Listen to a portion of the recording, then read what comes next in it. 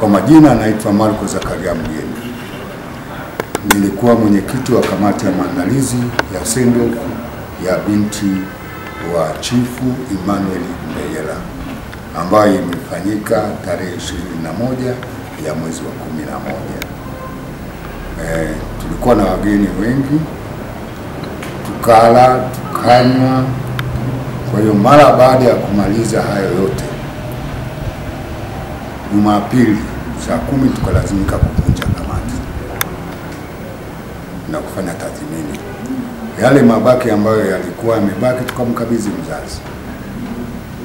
Mzazi akatoa pendekezo, akatoa mawazo yake kwamba ni vizuri tuende sehemu ya fedha ambayo pengine imebaki, kwa kuwa watu wako wamekula, wamekunywa. Kwa hiyo sehemu iliyobaki ni vizuri watafute sehemu ambayo ya watu ambao wana mahitaji maalum. Mapendekezo yalitoka mapendekezo 2 3, lakini wengine wakasema tena magereza.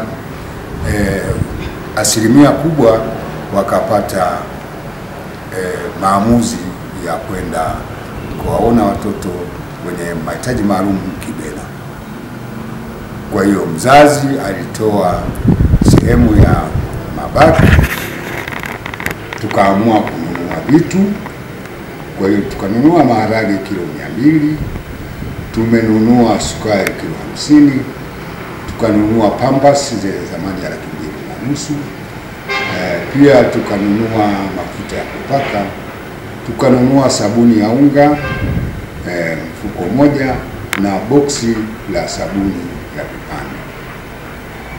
Kwa hiyo na mafuta ya kupaka kama dazani 12. Kwa hiyo mara baada ya kufanya hayo, tukaona ni vema tuende tukabidhi wale watoto.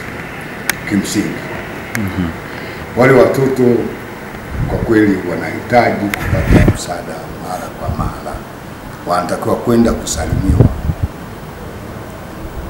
Na kwa sababu hali niliyojifunza, ni mwenyewe nimejifunza, nimeona hakuna sababu peke yake ya kutoa sadaka kanisani. Tunafanya shughuli hizi, tunakamilisha shughuli za maandalizi ya sherehe, tunapanga mpaka sadaka kutoa kanisani, lakini kumbe kuna maeneo mengine ambayo pia tunataka kutoa sadaka. Kwa hiyo sisi kama familia ya Mbeyela tuliona hili jambo la msingi kwenda kuwasalimia wale watoto ambao wenye mahitaji maalum. Sawa. Wito wangu kwa watu wa Njombe, tunapokuwa tumepata nafasi, tunapokuwa tumefanya jambo lolote, tunatakiwa kwenda kuwasalimia wale watoto, kwa sababu hali ilivyo ni muhimu kwenda kuwasalimia, hata kama kwa kiasi kidogo, hata kama una chakula kidogo, mafuta, ni vitu vya kawaida sana ambavyo vinaweza kutumika kwa wale watoto. Kimsingi wana mahitaji muhimu sana sana. Wale watoto si kweli kwamba hawana akili. Wale watoto wana akili, wana walimu wao wazuri ambao wanaweza kuwafundisha, na wana watu wao ambao wanaweza kuwalea. Kwa kweli nimefarijika kuwaona. Na watu wa Njombe, wito wangu nazidi kusisitiza, tuwe wepesi kwenda kuwasalimia watu wa namna hiyo. Na la mwisho, nishukuru sana serikali ya Jamhuri ya Muungano wa Tanzania, kwa sababu kwa maelezo ya walimu pale, serikali imeweka mkono wake pale, ndio iliyofanikisha kufanya jambo hilo.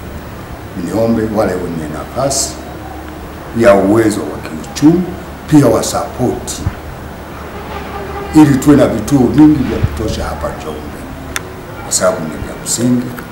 Nilipouliza walimu pale wakasema na watoto pale wasiopungua 70.